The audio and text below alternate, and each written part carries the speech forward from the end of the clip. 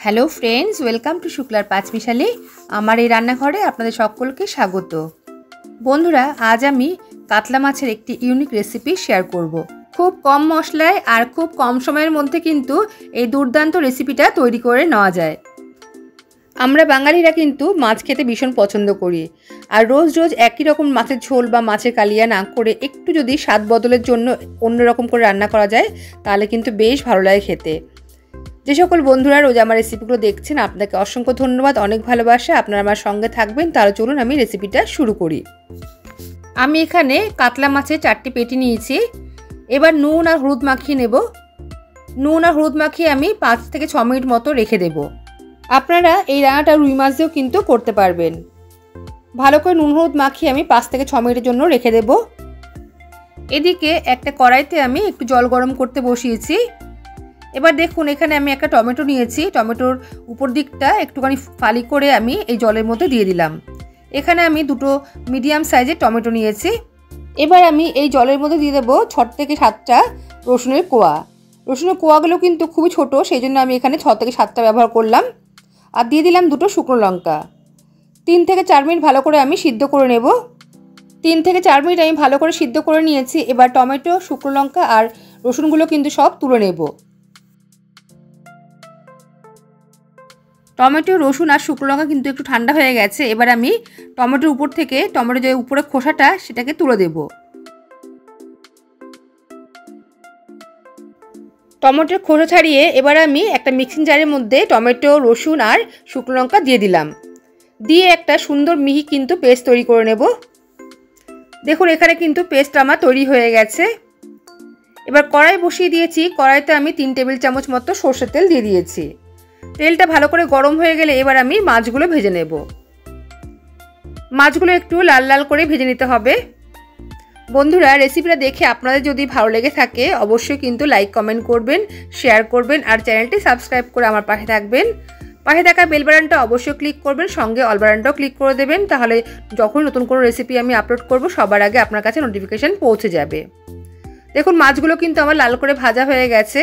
আর যে 2টো বাকি আছে সেই মাছ দুটো কিন্তু আমি একে একে ভেজে নেব। এবার আমি এদিকে একটা বাটি নিয়েছি। বাটির মধ্যে কিছুটা মশলা নিয়ে নেব। এখানে আমি 1/2 টিস্পুন মতো জিরে গুঁড়ো দিলাম। 1/2 টিস্পুন মতো দিয়ে দেব ধনের গুঁড়ো। দিয়ে দেব ঝাল লাল লঙ্কার গুঁড়ো। আর এবার আমি দিয়ে দেব 1/2 টিস্পুন মতো কাশ্মীরি লাল লঙ্কার গুঁড়ো। আর দিয়ে দিলাম এবার হলুদ। সব মশলাগুলো এবার আমি একটু জল দিয়ে গুলে নেব।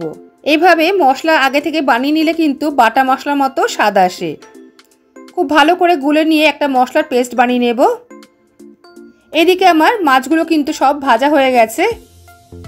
এবার ওই তেলের মধ্যে আমি দিয়ে দিচ্ছি 1/4 টিস্পুন মতো কালো জিরে ফোড়ন। আর দিয়ে দিচ্ছি এবার 2খানা চিরকরা কাঁচা লঙ্কা। চিরকরা কাঁচা লঙ্কা দেওয়ার পর কয়েক সেকেন্ড একটু নাড়াচাড়া করে নেব। আর সবসময় কিন্তু কাঁচা লঙ্কা তেলের মধ্যে চির করেই দেবেন, না হলে গরম তেলের মধ্যে কাঁচা লঙ্কা ফেটে কিন্তু তেল গায়ে ছিটবে। এবার আমি দিয়ে দিলাম আগে থেকে তৈরি করে রাখা টমেটো, রসুন আর শুকনো লঙ্কার পেস্ট। সম্পূর্ণ পেস্টটা দিয়ে দেওয়ার পর আমি 2 মিনিট কিন্তু খুব ভালো করে কষিয়ে নেব।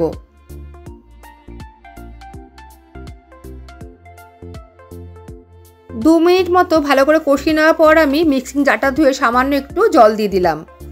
জলটা দিয়েও আমি আবারও 1 থেকে 1.5 মিনিট মতো ভালো করে কষিয়ে নেব। 1-1.5 মিনিট ভালো করে কষিয়ে নেওয়ার পর আমি এর মধ্যে দিয়ে দেব আগে থেকে তৈরি করে রাখা মশলার পেস্ট। মশলা পেস্টটা আমি এখানে দিয়ে দিলাম। দিয়ে আবারও কিন্তু আমি প্রায় 1 থেকে 1.5 মিনিট মতো ভালো করে কষিয়ে নেব। আর মশলা কষানোর সময় আমি কিন্তু গ্যাসের ফ্লেমটা একদম লোতে করে রেখে দিয়েছি। 1-1.5 মিনিট খুব ভালো করে কষিয়ে নেওয়ার পর মশলার বাটিটা ধুয়ে সামান্য একটু জল দিয়ে দিলাম। জল দিয়ে আবারও কয়েক সেকেন্ড আমি ভালো করে কষিয়ে নিলাম। বন্ধুরা, এখানে কিন্তু 1/4 টিস্পুন মতো চিনি দিতে হবে, যে ভিডিওটা আমার স্কিপ হয়ে গেছে। যেহেতু 2টো টমেটো আমি এখানে ব্যবহার করেছি, সেই জন্য টমেটোর সাথে স্বাদের ব্যালেন্সটা আনার জন্য কিন্তু এখানে 1/4 টিস্পুন মতো চিনি ব্যবহার করতে হবে। এবার আমি এখানে কিছুটা পরিমাণ জল দিয়ে দিলাম।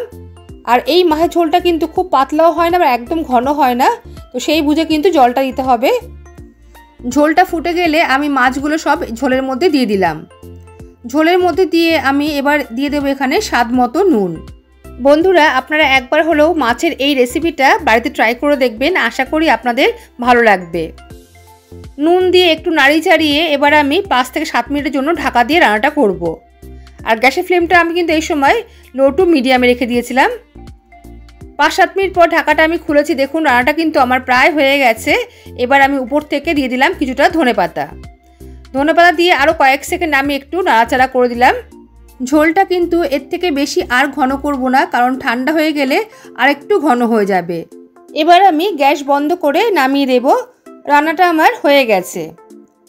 তাহলে বন্ধুরা তৈরি হয়ে গেছে টমেটো কাতলা মাছ। এটা আপনারা রুই মাছ দিয়েও কিন্তু করে নিতে পারেন, খেতে কিন্তু ভীষণ ভালো হয়।